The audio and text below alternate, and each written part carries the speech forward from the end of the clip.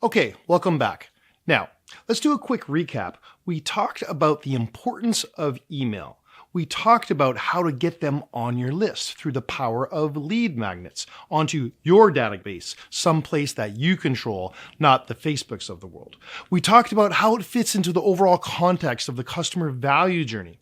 Now, just to really hit home this point, the customer value journey is the strategic framework we're using for all of this, okay? It is a strategy. Now, I want to convert from strategy or pivot from strategy into tactics. I want to turn tactical into practical and what that looks like. For that, I need to introduce you to something I call the Big Funnel 5.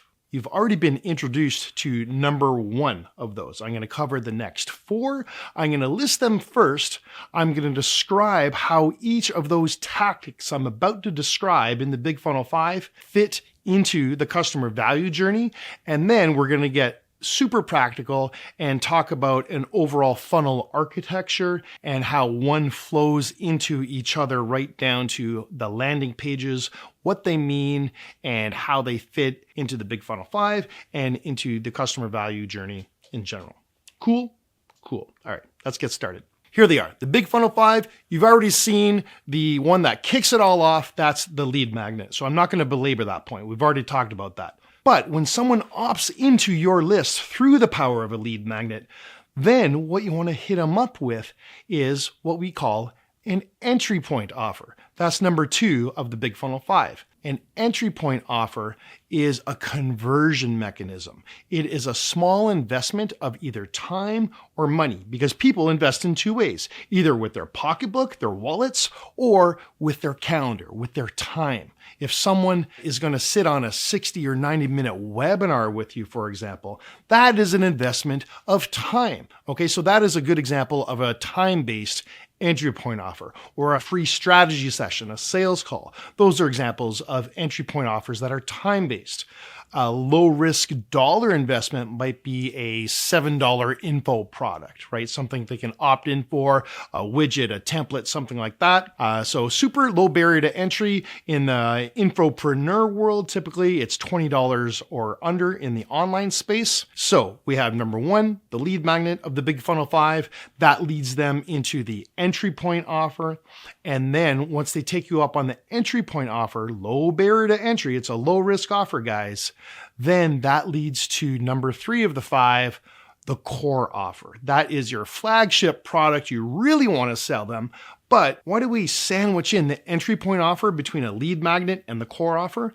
That's because if we convert them into a customer through a low ticket item like an entry point offer, they're typically 10 times more likely to convert into the core offer because you've built that relationship. You've earned some know, like, and trust. You've earned the right from them to pull out their wallet and give you cash. They are entering their credit card details through an online screen that we call an order form. Okay, and we'll get into the tactics in a little bit where that fits in and lays out on a landing page, for example. To recap quickly, we got the lead magnet flowing into the entry point offer. So when someone actually opts in to your lead magnet, the thank you page is the entry point offer. It's just not saying, hey, thanks for opting into our lead magnet, here it is. It's saying, hey, thanks for getting this thing that we're offering you. Your next step is this better thing, okay? Where the lead magnet, it's high value, high perceived value, high actual value,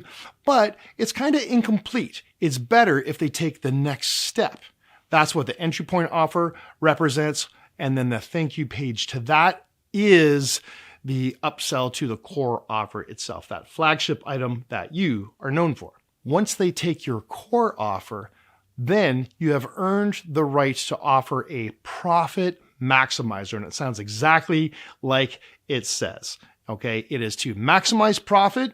The profit maximizer is an upsell to the core offer.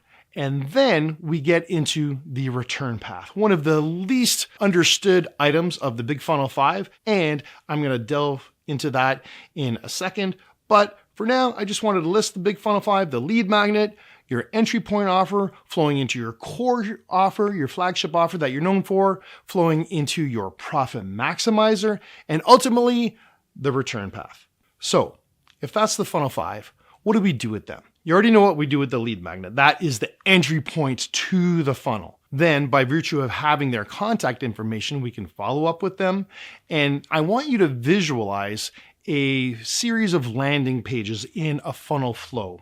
When I say the big funnel 5, the first 4 of those are represented by a landing page and the offer itself, which resides on the landing page. So think of a lead magnet. You have a widget, a PDF, a workbook, a white paper, whatever it is, that's your lead magnet, but you have to offer that in the online world at least through a landing page. So it's simply an online page where you describe, hey, here's what the lead magnet is, here's why you need it, here's how to get it, they opt in. Okay, so think of a section or the start of the funnel where the lead magnet resides on a landing page. They opt into it on the email list. You get them on your list. Then as soon as they click that submit button to grab the lead magnet, what does that do? It flips over to a thank you page typically. But instead of just saying, hey, thank you, here's your lead magnet, we say, thank you, you did a great job in opting in for that. Here is your next step. Here is our next offer and why you need it. By virtue of opting into the lead magnet in the first place, they are raising their hand for a specific piece of information that you are providing in the lead magnet in the first place. So the entry point offer is their natural next step. But now we want them to take a little more commitment. Okay, the email to opt in for the lead magnet, that is free. Now, does it have value? Absolutely. It's their personal information, and that is guarded with this ever-increasing age of fraud and so forth. Our personal information is valuable, but it's still free to give in exchange for a value proposition they get in the form of a lead magnet. When you offer them the entry point offer, however, you are asking them for an escalation of commitment. Still low risk, mind you. Why? Because you're building a relationship. This whole funnel flow is designed especially for cold traffic, people who don't know you. They're not on your list yet, and as soon as they are, then you can offer them, you give them a lead magnet, followed up immediately by the entry point offer on the thank you page. They could see that offer and say no. Most people will, truth be told. But by virtue of them being on your list, because they opted in for the lead magnet, you can follow up with them through email and say, hey, you took us up on this, you want to take us up on this next step. And you hit them up a few times until if they still say no, well, then you can switch up the conversation. However, if they're moving seamlessly through the funnel, they take you up on the lead magnet, they take you up on the entry point offer. The thank you page to the entry point offer, if they take you up on that, should be the core offer. You want to ever increasing ascend them up through your ascension ladder. So they take you up on your core offer, and then you have earned the right to give them a profit maximizer. It's even more value. And what makes great profit maximizers, guys, is typically speed and automation. Let's say your core offer might be an online course. Well, the profit maximizer might be, hey, let's do this faster for you. You don't even have to take the course. We'll just do it for you. It could be done for you services. It could be speed. It could be, we're going to automate this for you instead of you taking all this training, all those kinds of things. Those are represented by the offers themselves and the landing pages on which those offers reside. Every single one of those that I just mentioned, the first 4 of the funnel 5, is an offer residing on a landing page. And if you think of the return path, the 5th element of the big funnel 5, think of that as where they have the opportunity to opt out anywhere they want along the journey of going through the funnel. And we have the ability to follow up with them to get them back on the path they left. Thus, we call it the return path. The return path is not represented by a landing page.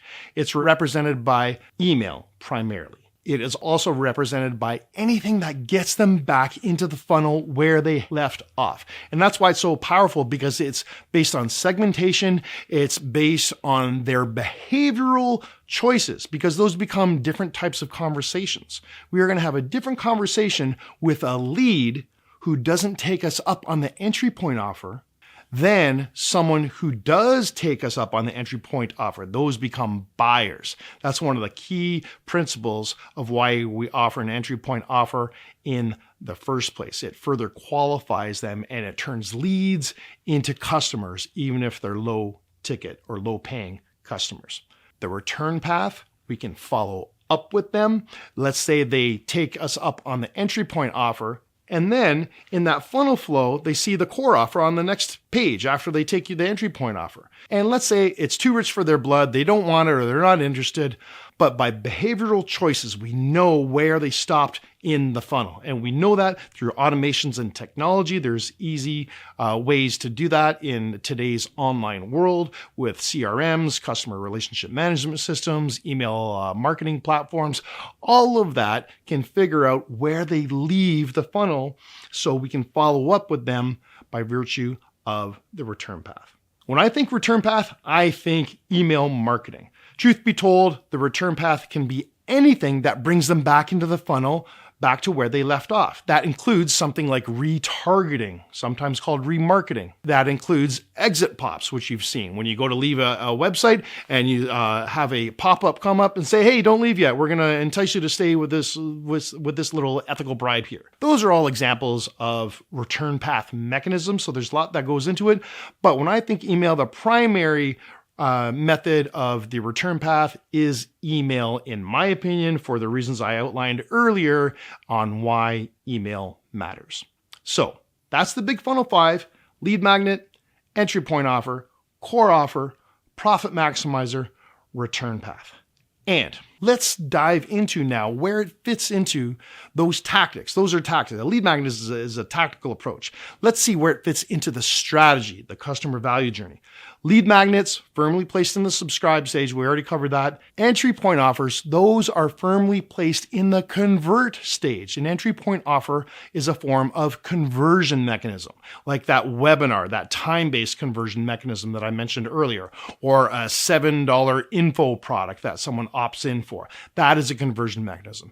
And you're converting them into a customer from a lead, and then you can flow them into your core offer, which is the first offer you want to hit them up with in your ladder of ascension that resides at the ascend stage of the customer value journey. So core offers, and notice it's a ladder of ascension in the ascend stage. So there's a lot bundled into the ascend stage. That is the beefiest and arguably one of the most important stages of the entire customer value journey, because that's your flagship offer. That's where you offer them. It's also where you include the upsells, the downsells, the cross sells, all those main offers where you can maximize your profit, which is also why the profit maximizer resides in the ascend stage as well. Core offer, profit maximizer, all your upsells, downsells, cross sells reside in the ascend stage. That's the first 4 of the big funnel 5 and how they overlay into the customer value journey. So where's the return path? I like to think of the return path mainly as email marketing because that's one of my specialties.